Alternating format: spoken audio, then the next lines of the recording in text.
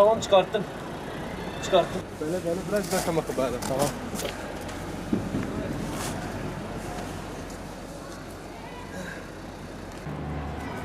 Bir de biraz reşkili. Yaralıymış kuş ya. Gerçekten. Yazık ya.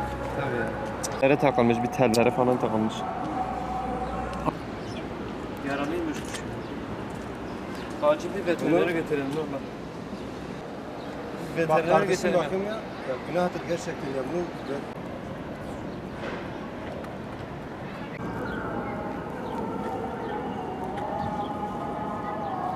Dükkanımın önünde ben çalışırken birden bu kuşun aracın altına, motoruna girdiğini gördüm.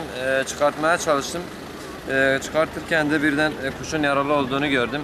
Şimdi acilen bizim bunu veterinere götürmemiz gerekiyor. Yazıktır, günahtır. Vatandaşlardan da dileğimiz odur ki hayvanlara zarar vermesinler. Yani bakın kuşun yarasından da bellidir ki bu herhalde bir sapanla, bir taşla vurulmuş yani. Yazıktır, günahtır.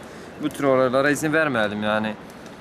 Şoförler de mesela araçlarını çalıştırırken ilk önce bir aracın tekerleklerini kontrol etsinler. Başka bir hayvan da olabilir. Kedi, köpek tekerleğin arasına girebilir.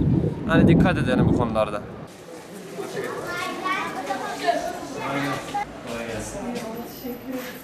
Biz bu kuşu yaralı olarak bulduk da aracın...